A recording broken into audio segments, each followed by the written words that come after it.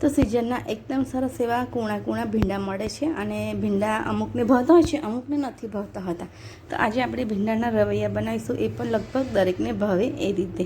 તો સૌપ્રથમ આ રીતે નાના નાના ભીંડાનો લેવાના છે અને ભીંડાને હંમેશા શાક બનાવતા પહેલાં ધોઈ લેવાના છે અને ધોઈને આ રીતે એને લૂંછી લેવાના છે, જેથી કરીને એના પર જે પણ ડસ્ટ હોય અને ખજૂરી પણ હોય છે એ સારી રીતે આરામથી નીકળી જાય. તો ભીંડા એકદમ કૂણા છે એ કેવી રીતે ચેક કરવું, તો જોઈ શકો છો ભીંડા એકદમ કૂણો હોય તો આ રીતે એનું જે આગળનું ડીટડું હોય એ એકદમ સરસ રીતે તૂટી જાય છે, એકદમ આસાનીથી તૂટી જાય છે.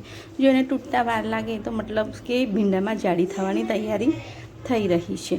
તો બસ આ રીતે ભીંડાને આપણે સાફ કરી લેવાના છે અને આ રીતે આગળનો અને પાછળનો ભાગને કટ કરી લેવાના છે અને વચ્ચે આ રીતે સરસ કટ કરી લેવાનો છે અને ચેક પણ કરી લેવાનું છે કે ભીંડાની અંદર કોઈ જીવાત કે કશું છે નહીં. તો બસ આ રીતે બધા જ ભીંડાને આ રીતે આપણે સાફ કરી લેવાના છે અને રેડી કરી લેવાના છે.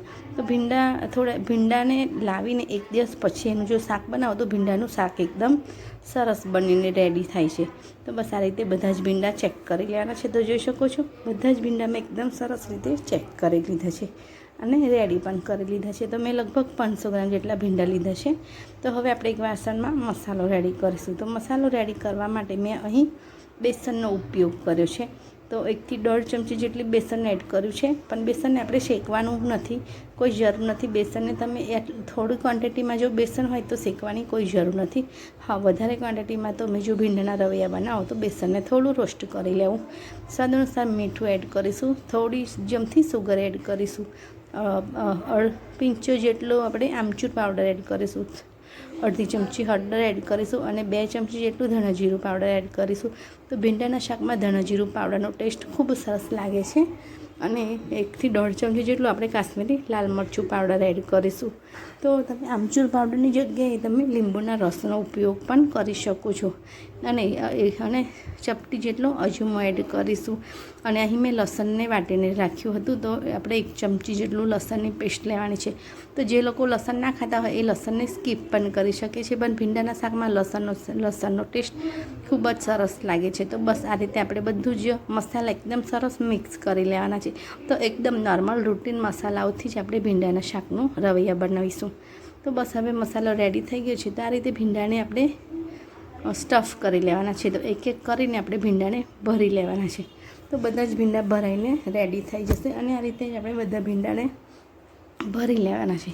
તો ખૂબ જ સરસ લાગતું એવું ભીંડાનું શાક આપણું તૈયાર થઈ જશે. તો જોઈ શકો છો બધા જ ભીંડાને મેં સરસ ભરી લીધા છે અને જે કાસરામાં બનાવ્યા હતા એમાં જ એડ કરી દીધા છે. અને સાથે ઉપરથી ભીંડાનો કલર ખૂબ જ સરસ આવે એ માટે થોડી હળદર એડ કરીશું અને થોડું લાલ મરચું પાવડર પણ એડ કરીશું અને ઉપરના પડ માટે સ્વાદ અનુસાર ચપટી જેટલું મીઠું પણ એડ કરીશું અને તેલ એડ કરી લઈશું. તો આપણે તડકો લગાવવાની કે વઘાર કરવાની કોઈ જ જરૂર નથી.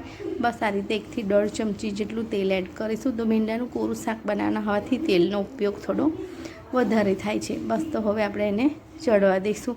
તો સારી રીતે મિક્સ કરતા જઈશું અને ઢાંકણ ઢાંકીને ચડવા દઈશું. તો બસ આ રીતે તમે ખુલ્લા ઢાંકણથી પણ ભીંડાના શાકને થવા દઈ શકો છો. તો આ રીતે આપણે મિક્સ કરતા જવાનું છે અને ભીંડાનું શાકને ચડવા દેવાનું છે. તો આ રીતનું શાક તમે બનાવીને પણ રાખી શકો છો. ક્યાંક ફરવા જાઓ તો એકાદ દિવસ માટે પણ કોરું શાક હોવાથી સારું રહે છે અને ટાઢી સીધરા સાધન કે ક્યાંક ટાઢું ખાવાના હોય યા તો ગેસ્ટ આવવાના હોય તો એક દિવસ પહેલાં બનાવીને પણ રાખી શકો છો. તો ખૂબ જ સરસ એવું લાગતું શાક આપણું ઝટપટ અને મિનિટોમાં બનીને તૈયાર થઈ જાય છે.